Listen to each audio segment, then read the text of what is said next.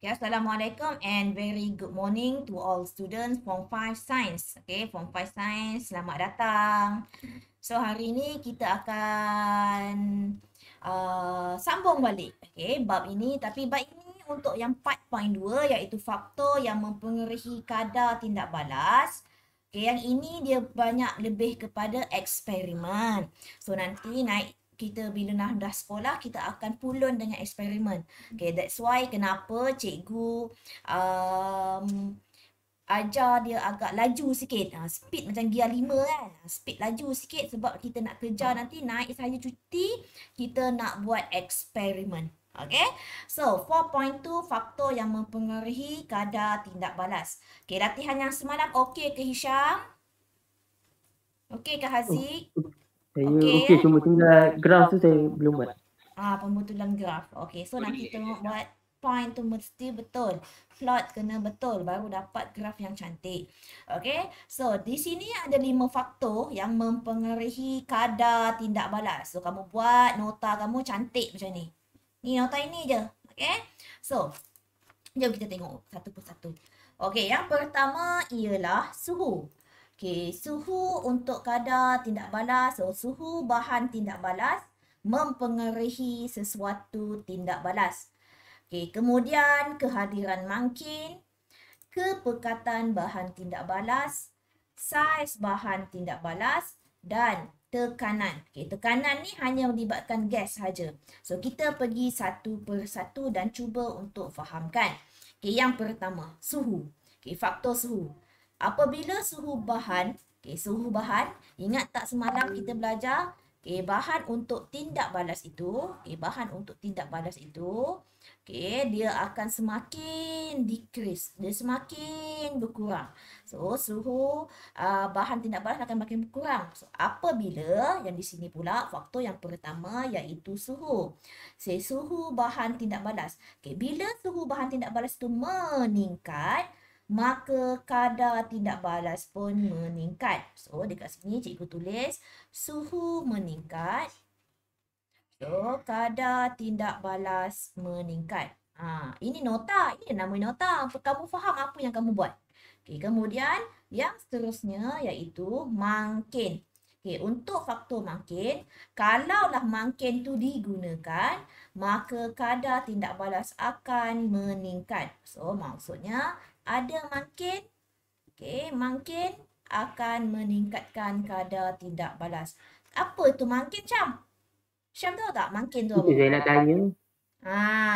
Mangkin itu, okay, bahan yang menyebabkan, okay, bahan yang mempercepatkan kadar tindak balas. Contoh, saya boleh bagi satu contoh lah. Okay, contohnya, pernah tak kalau ahli-ahli sukan sebelum diorang pergi join kepada mana-mana pertandingan, diorang akan dibuat ujian doping. Yang mana ujian doping tu, betul ke ujian doping? Betul. Okay, ujian doping tu digunakan untuk kita nak test. Dia nak kaji sama ada atlet tersebut, adakah dia mengambil suntikan dadah mana-mana. Yang mana kalau kamu nak tahu ya, okay, dadah ini pun salah satu sebagai boleh menggalakkan metabolisme seseorang itu kalau orang tu ambil. Contohnya dia nak lari laju. So dia akan cucuk dulu dadah dekat badan dia. So dia akan lari laju lain daripada yang lain. Itulah dadah. Itulah fungsi dia. Sama juga macam katalis. Katalis pun apabila dimasukkan dalam sesuatu tindak balas, sesuatu reaction, dia akan mempercepatkan tindak balas tu. Sepatutnya dia slow dia reaction dia. Tapi bila masuk sahaja mangkit, dia akan mempercepatkan. Kalau mempercepatkan tu maksudnya apa?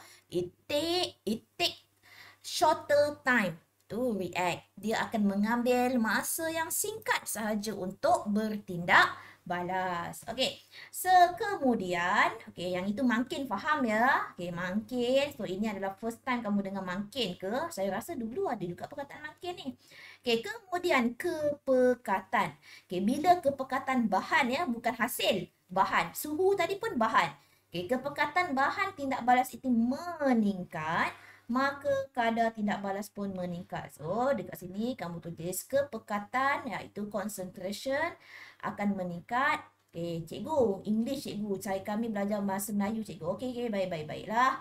Okey, kepekatan. So, kepekatan meningkat, maka kadar tindak balas pun meningkat. Okey. So, tekanan. Okay, apa berlaku dengan tekanan? Okey, tekanan ni hanya untuk gas saja ya. So, kadar tindak balas bila tekanan itu meningkat, keadaan gas itu meningkat, maka kadar tindak balas pun meningkat. So, dekat sini kita boleh buat tekanan meningkat. Okey, so meningkatkan kadar tindak balas. Okey, apa pula dengan saiz?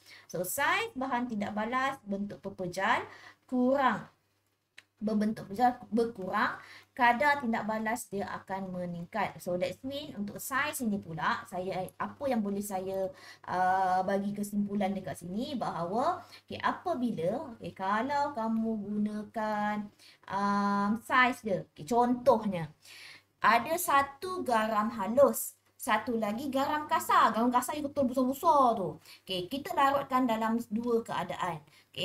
Dua-dua bekas ni kita gunakan volume isi padu air yang sama. Kita dissolvekan dia. Bila kita dissolve, kita larutkan dia. So, bila kita larutkan dia antara garam halus dan garam kasar, mana yang cepat untuk bertindak balas? Hisham? Halus. Garam halus. Sebab apa? Sebab garam halus ni luas permukaannya lagi besar. Sebab dia kecil. So, kadar tindak balas dia, kalau contohnya saiz yang kecil, dia selagi mudah dia untuk bertindak balas. Tapi kalau saiz dia besar, dia susah untuk nanti dia nak dissolvekan dia nak larutkan dia lagi susah. Kalau cikgu masuk dalam bab kimia lagi kamu pening. So, kita bagi perumpamaan macam inilah. Macam ini sahaja. So, saiz. Bila saiz dia makin kecil, luas permukaan dia. Saya tulis saiz kecil. Saiz kecil. Bila saiz dia kecil, luas permukaan dia besar. Kena ingat tu ya. Saiz kecil, luas permukaan besar. Bila luas permukaan besar, maksudnya kadar tindak balas akan meningkat. So, ingat 5. Pertama, suhu. Kedua, makin. Ketiga, kepekatan, tekanan, saiz. So, 5 faktor. Okey. So, Hisham, tadi macam mana kamu boleh masuk saya punya Google Meet? Pak Fitra ni langsung tak boleh masuk jugalah, dia kata. Cikgu suruh try banyak kali. Itulah. Saya rasa kena try banyak kali. Yang juga dia tak boleh nak masuk. Okey. So, kita pergi kepada yang seterusnya. Yang seterusnya, apa yang kita akan belajar? Eksperimen. Itu je. Eksperimen. Yang pertama. So, eksperimen ni, kalau nak mudah kerja kamu naik sekolah nanti, buatlah kamu punya report dulu awal-awal. Yang mana yang pertama, suhu. So, yang ini suhu macam mana dia nak buat suhu? So, dekat sini dia akan menggunakan tindak balas. Hipotesis dulu. Kita tengok. Semakin tinggi suhu, so, suhu bahan tindak balas. So, suhu bahan tindak balas ni adalah MV kamu. Manipulated variable ataupun pemboleh ubah bergerak balas. So, semakin tinggi kadar tindak balas. So, semakin tinggi kadar tindak balas ini adalah kamu punya RV, iaitu yang bergerak balas. So, kadar tindak balas kat sini adalah RV tak nampak. So, macam mana RV yang nampak? RV nampak adalah masa yang diambil untuk tanda X itu akan hilang. So, nanti kita tengok apa cikgu tanda X. So, nanti kita tengok macam mana eksperimen tu. Maksudnya sekarang ni, eksperimen tu kita akan menggunakan suhu larutan itu berbeza. Dan kita nak tengok bagaimana bila kita letakkan sodium natrium thiosulfate dengan asid nanti. Kita nak tengok letak nanti kat bawah dia. Kalau macam ini kan. Saya ada gambar ni. So, pelalangkut yang dalam ni bahan dia. Yang ini larutan natrium thiosulfate nanti. Kita akan letakkan asid. So, nanti kita nak tengok. Kita akan uji dengan stopwatch lah. Kita akan tengok dia punya masa untuk tanda X ini hilang. So, masa untuk tanda X hilang itu adalah kamu punya RV. Okay, iaitu kalau RV nampak, tak nampak dia adalah kita panggil dia sebagai kadar tindak balas. So, kadar tindak balas. So, yang pertama kita sukat dulu bagi krim, biarkan larutan tu 5 minit. Kemudian kamu sukat dan catatkan suhu. Yang pertama ni kita tak bakar lagi. Kita sukat punya initial temperature dulu. Kita nak bahan tindak balas je kan. So, bahan tindak balas adalah natrium tiosulfate lah. So, bahan tindak balas adalah natrium tiosulfate. Masukkan asid. So, nanti kamu akan masukkan asid. So, bila kamu masukkan asid, kamu sudah high pavitran, baru boleh masuk pavitran.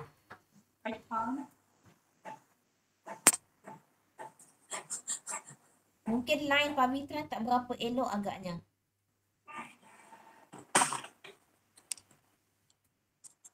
Okey, so bila kamu masukkan sahaja asid sulfurik itu, mulakan jam randik je. Jam randik kamu akan start. Bila kamu start, kamu tengok daripada atas sini. So, kamu tengok, kamu goncangkan, swirlkan dia. Bila tanda X ni hilang, so maksud dia kamu terus hentikan stopwatch. Dan catat berapakah bacaan dekat jam randik kamu. So kemudian kamu ulang lagi sekali langkah 1 hingga 8 tadi dengan menggunakan tadi initial temperature tadi kamu catat. Selalunya kalau yang itu suhunya lebih kurang macam 30, 28, macam itu suhu dia.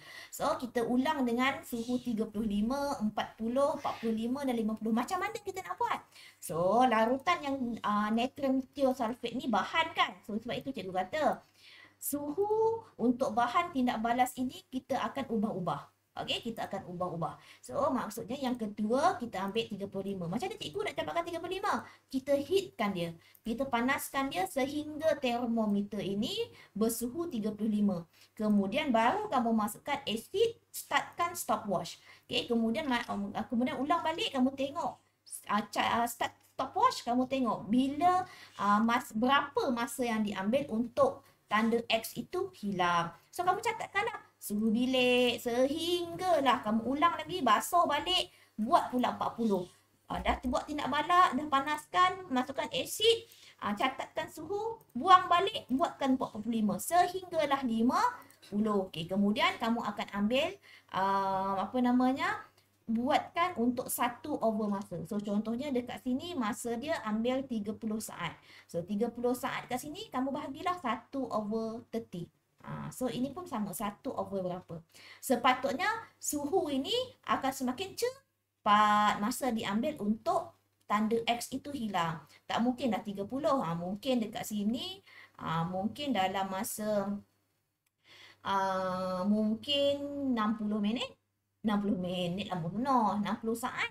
Mungkin ini 60, mungkin ini 50, ini mungkin 40, ini mungkin 30, mungkin sini 20. So, masa dia akan semakin kurang. Kalau suhu dengan masa, kamu akan dapat suhu begini. Dia akan makin berkurang. Tapi bila kamu overkan dengan 60, kamu overkan dengan 50, dia akan menjadi macam ini. So, ini suhu, ini masa. So, suhu lawan masa. Suhu lawan masa. Sepatutnya kalau suhu lawan masa, suhu dekat atas, masa dekat bawah sepatutnya. So, nanti kamu akan buat eksperimen ni suhu lawan masa.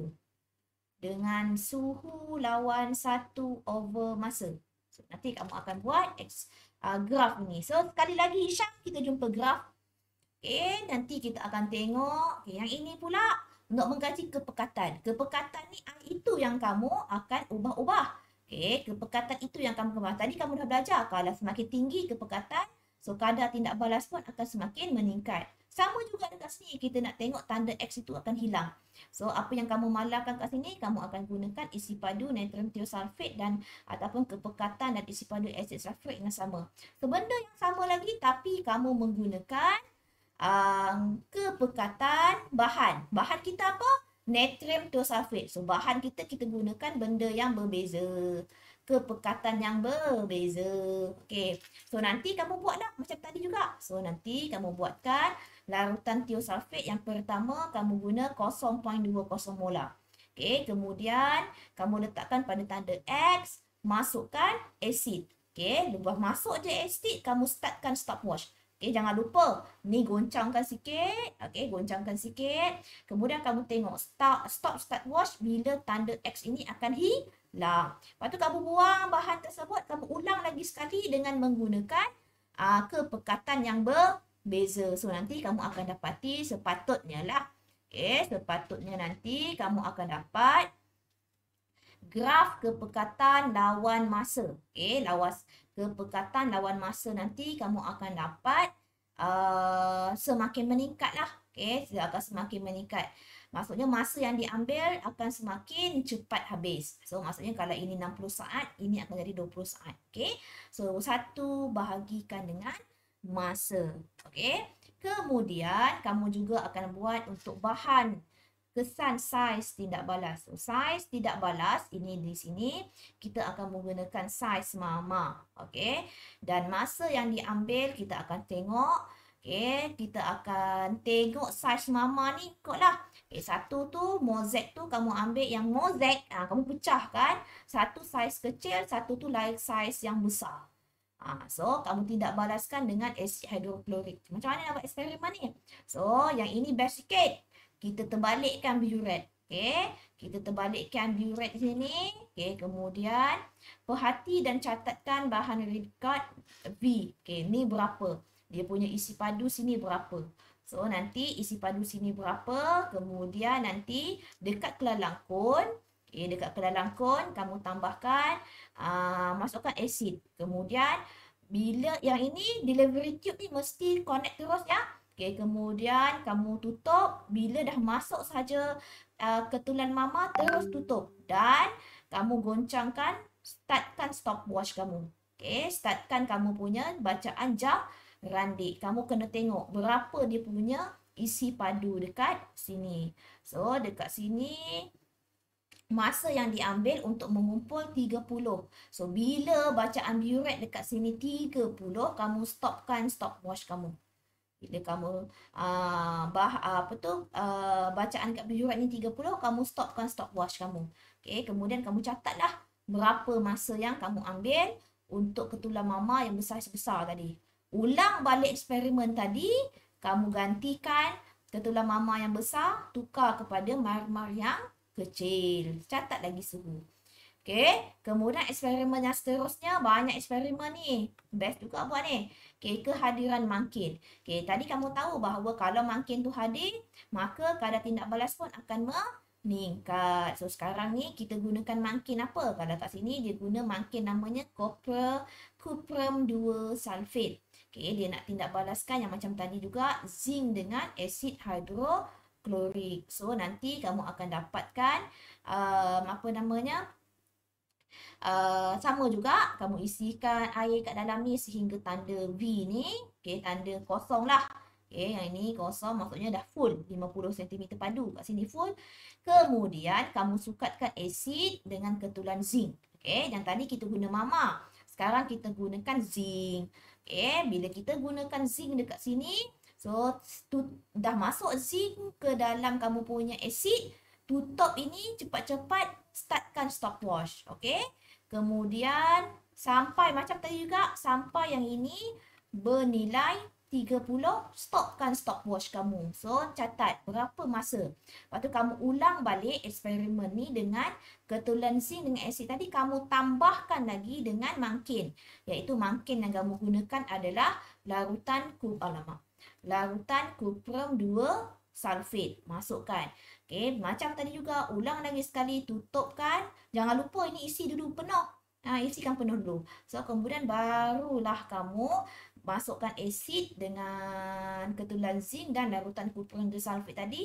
Tutup. Tapi jangan lupa, asid dulu. Dapat asid, masukkan ketulan zinc dengan larutan cuprum 2 sulfate. Cepat-cepat tutup dan catatkan stopwatch kamu. Jangan lupa goncang ni. Okey, dengan perlahan.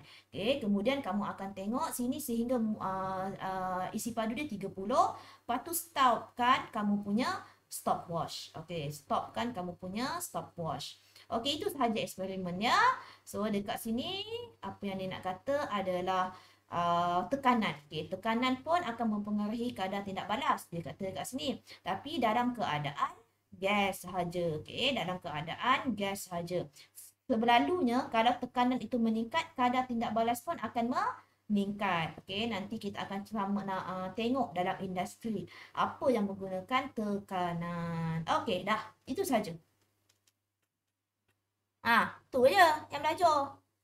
So, Itu je. itu je. Nanti aplikasi ni sikit je. Aplikasi ni ada 2 je. Itu saja yang Ni sambung minggu depan lah ni kan. sambung minggu depan pula. Saya tanya ikut cikgu. Tanya. Rasanya habiskanlah je lah. Minggu depan kita buatlah buku kerja je. Tak nak? Tak minat? Bisa. Okay, so kita tengok ini. Pen. Kita tengok praktis formatif 4.2. Okay, 5 faktor. Nama saya pertama. Faktor suhu. Suhu apa? Suhu bahan tindak balas. Bahan tindak balas. Okay, seterusnya. Ni, kehadiran mangkin. Mangkin. Kalau mangkin ada, maksudnya tindak balas akan meningkat. Okay, nombor 3. Kepekatan. Okay, kepekatan siapa? Bahan tindak balas. Bahan tindak balas. Okay, yang keempat.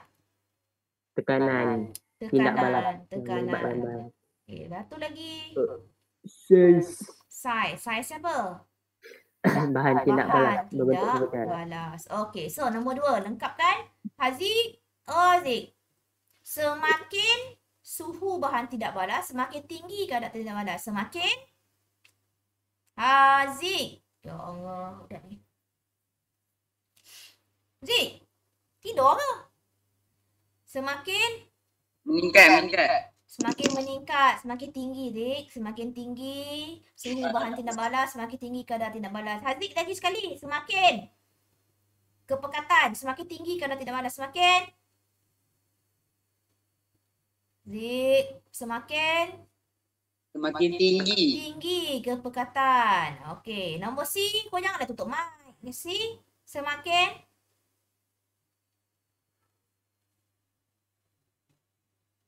size apa? Yang tadi size tadi. Mana size? Size. Atas sekali. Size. Apa size?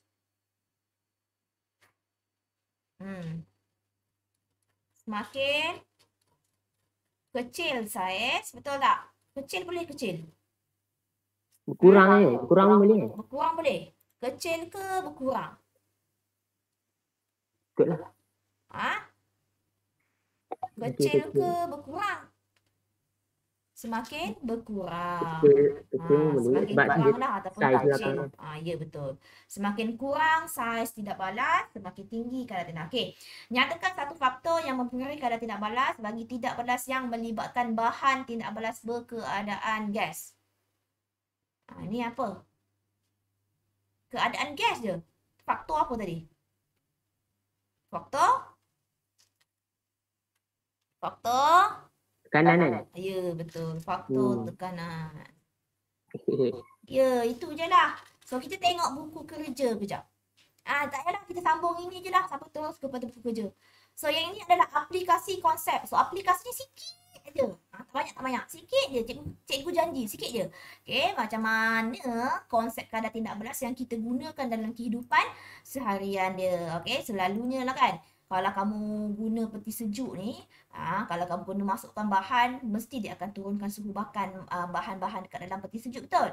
So, yang ini dia akan melambatkan makanan tersebut rosak. Sebab apa? Kamu dah belajar dalam mikroorganisma yang mana faktor suhu pun akan mempengaruhi kehadiran mikroorganisma. Ingat tak? Kalau mikroorganisma tu dia boleh hidup tak kalau dalam keadaannya sejuk? So, dia akan boleh mati. Betul tak? So, kita ingat lagi tak yang ini dia hanya boleh hidup pada suhu bilik yang ini, 37. Yang ini. So, pada suhu yang terlalu tinggi ataupun terlalu rendah, dia tak boleh hidup. Okey, yang terlalu tinggi atau terlalu rendah, dia tidak boleh hidup. Okey, kemudian kita tengok pertama, proses Haber. Apa tu proses Haber? Yang ini sebenarnya kalau dalam KBSM dia belajar dalam tindak balas dalam industri. So kamu dah belajar dalam kadar tindak balas, So, apa yang kamu belajar dalam ni? So, Haber proses adalah nak buat ammonia. So, nak buat ammonia, kita pakai namanya adalah proses Haber.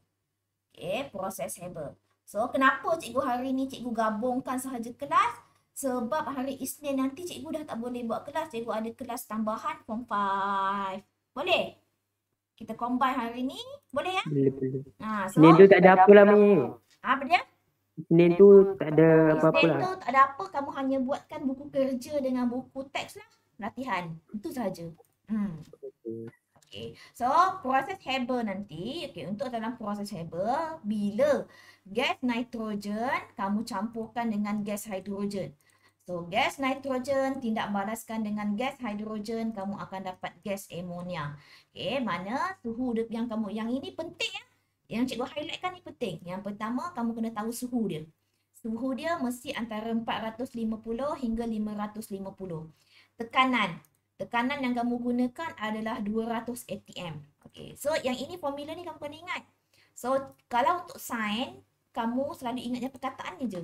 Nitrogen tambah hidrogen akan dapat ammonia.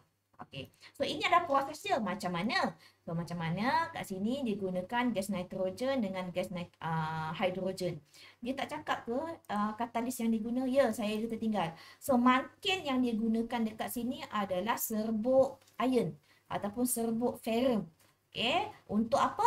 Untuk meningkatkan kadar tindak balas. Yang ini kena juga guna makin. Sebab apa? Sebab tindak balas antara nitrogen dan hidrogen satu yang besar. So, bila yang besar, dia menggunakan suhu yang tinggi, tekanan yang tinggi. Ini bermaksud kamu kena juga masukkan makin supaya tindak balas itu cepat untuk berlaku. Okay, bila kamu letakkan makin, kita tengok betul-betul. Bila nitrogen tambahkan dengan hidrogen, kamu pakai suhu atmosfer dia adalah 200 atm. Masukkan makin, ferrum dan suhu dia mesti 450 dalam reaktor. Reaktor ni panas sangat tau. So, bila sangat panas, kau bayangkan 550 Celsius. Lepas tu mesti kena gunakan makin untuk mempercepatkan kadar tindak balas. So, dia bila dah panas tadi, dia akan alihkan kepada tempat yang kebok penyejukan. Kita nak sejukkan dia balik. Okay, kemudian terhasillah cecair ammonia. Okay, itu kalau cikgu soal, apakah nama proses untuk membuat gas ammonia? Gas apa? Gas apa? Apa nama proses? Proses Haber. Apakah suhu? 450 hingga 550. Berapakah tekanan? Tekanan dia adalah 200 atmosfer. Okey, kemudian proses sentuh pula. Proses sentuh nak buat apa? Okey, proses sentuh ini kita nak buat apa namanya? Apa tadi? Asid sulfuric. Okay, kita nak menghasilkan asid sulfuric. So, dia ada step by step dia. Tengok betul-betul. Okay, step yang pertama. Okay, step yang pertama. Okay, sulfur kamu akan tindak balaskan dengan oksigen. Sulfur kamu tindak balaskan dengan oksigen. So, sulfur bila tindak balaskan dengan oksigen, so kamu akan dapat sulfur dioksida. Okay, sulfur tindak balas dengan oksigen akan dapat sulfur dioksida yang ini. Isnin kita ada kelas ke Syah? Tu saya nak cakap, Isnin tak ada kelas Isnin ni. macam tak ada kelas kan? Selasa kelas kita kan? Ha. Adalah kelas kita pagi.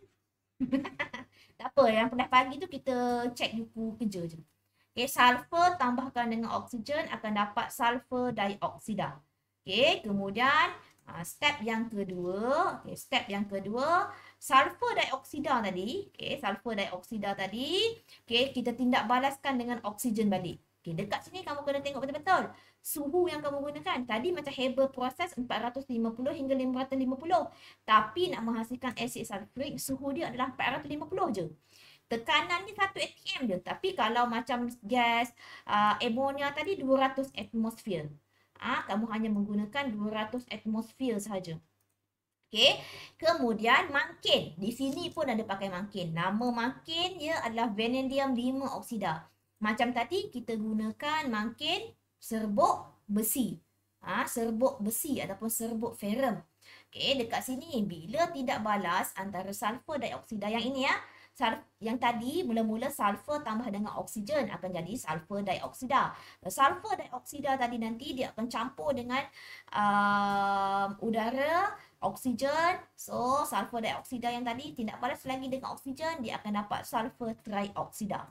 Okay, lepas sulfur trioksida, step yang nombor 3, daripada sulfur trioksida kamu masukkan asid sulfurik pekat. Okay, asid sulfurik pekat. Asid sulfurik kemudian akan menghasilkan oleum. Okay, lepas tu dah dapat oleum H2S2O7 ini, oleum tersebut kamu akan tidak balaskan dengan air. Tindak balaskan air akan dapat asid sulfurik balik. Okay, dia akan dapat asid sulfurik. So, inilah proses tindak balas. Apa yang perlu kami ingat dekat sini? Yang pertama, cikgu nak ingatkan, kamu kena tengok mangkin yang kamu gunakan. Okay, berapa suhu tadi? Suhu tadi hanyalah berapa tekanan? Tekanan yang cikgu ingat tadi, dia pakai 1 atmosfer je. So, suhu yang digunakan tadi adalah 450. Dia lebih kurang sama yang tadi. Tapi yang tadi, suhu dia 450 hingga 550. Okay. So, sulfur tadi, kamu panaskan dengan udara yang kering, dapat sulfur dioksida. Okay, daripada sulfur dioksida, tambah dengan oksigen lagi, dia akan dapat sulfur trioksida. Okay, kemudian sulfur trioksida tadi, tindak balaskan lagi, dia akan menghasilkan oleum. Tindak balaskan dengan apa? Asid sulfurik pekat, akan dapat oleum. Kemudian oleum tadi kita akan tindak balaskan dengan air, kamu akan dapat asid sulfurik. Cikgu nak kena ingat ke? Ya sayang, kena ingat step by step. Start daripada proses Haber tadi senang je. Tapi yang sentuh ni kita ada 4 tindak balas kat sini. So kena ingatlah. Sulfur, oksigen, sulfur dioksida akan jadi sulfur trioksida akan jadi oleum akan jadi asid sulfurik. So inilah yang kamu belajar tadi. Itu je. Ada soalan? Syah, ada soalan? Teduk. Okey. Kita tengok praktik formatif 4.3. Namakan satu proses hidup di dalam badan manusia yang melibatkan konsep kadar tindak balas dalam badan kita. Apa yang menghasilkan kadar tindak balas? Yang melibatkan konsep kadar tindak balas. Kalau kamu makan, makanan tersebut akan masuk ke perut tersebut dia akan cerna, betul? So itu proses apa? Pencernaan. Good, pencernaan. Dia akan mengambil masa lah kan untuk pencernaan makanan yang kamu makan. Okay, bagaimana aplikasi kadar tindak balas mempengaruhi proses hidup dalam pencernaan makanan? So, kalau pasal dia macam mana makanan dekat perut tu dia nak cerna kan? Kamu makan kan? Kamu makan, kamu kunyah masuk dalam perut. So, dekat situ dia akan menggunakan apa? Mangkin tau. Okay, ataupun kita akan gunakan enzim. Okay, saya terbalik pula. Okay, saya padam balik. Kita akan menggunakan enzim. Okay, kita akan menggunakan enzim sebagai mangkin untuk pencernaan makanan. Okey dah, tu je. Enzim ni yang dalam badan kita yang dalam perut. Enzim kat dalam perut. Ada enzim yang dirembeskan oleh perut.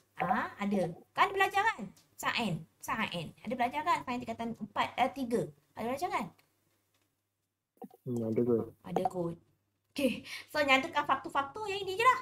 Yang ini proses Haber. Ini je buat. Ni faktor-faktor yang ni lah. Tadi mana ni? Itu sahaja. Okey, boleh? Cikgu nak confirmkan untuk bentuk graf ni. Sekejap ya. Cikgu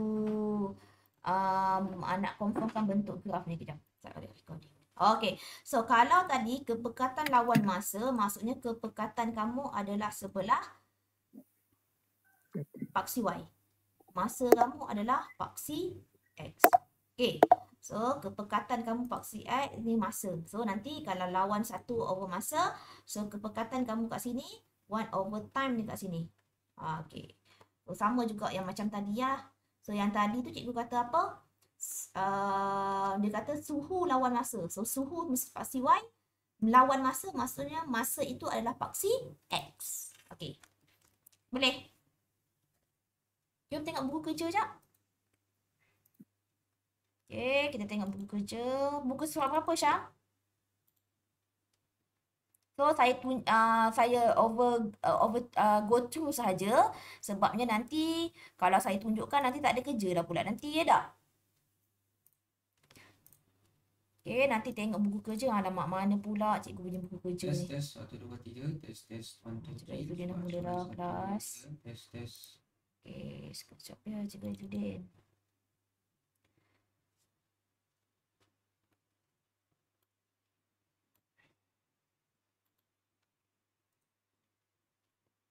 Ini 3 tambah 4.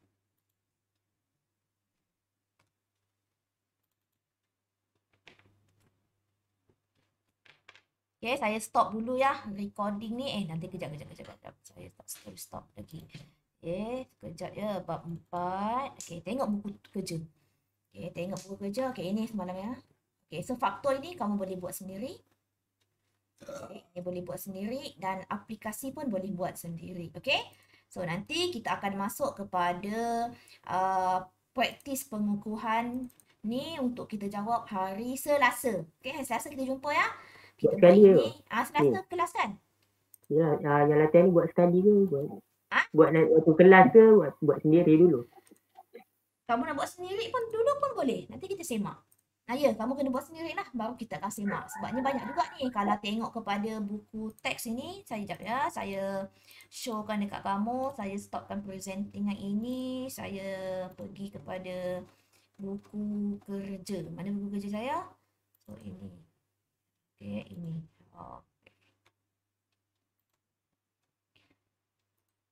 So, nampak tak buku kerja? Buku kerja pula. Ni buku kerja. Nampak. Nampak kan? Okay, buku kerja ini kalau kamu tengok dia punya ini soalan objektif sikit. Ada 6 soalan. Cuba buat. Untuk kertas 2 ni pun cuba buat. Okay, yang ini cuba buat. Nanti kita akan belajar macam mana nak buat esei. Soalan esei. Soalan esei ni tak ada masalah pun. Itu tinggal Itu tinggal je. Tinggal je. So, ini pun buatlah. Yang ini ya. Aplikasi kadar tindak balas dengan faktor ini. Buku kerja. Sikit je buku kerja ni. Okay, kalau kau tengok buku teks kau, kalau untuk yang praktis sumatif, banyak tak? Yang tu banyak je. Banyak kan? Banyak kan? So, praktis sumatif tu nanti kita akan buat sama-sama. Okay, kita akan buat sama-sama untuk hari Selasa. Sebab kalau saya tak buat sama-sama, nanti kamu akan hilang daripada radar. Okay, so kita jumpa lagi ya. What's the next? Habis dah boleh?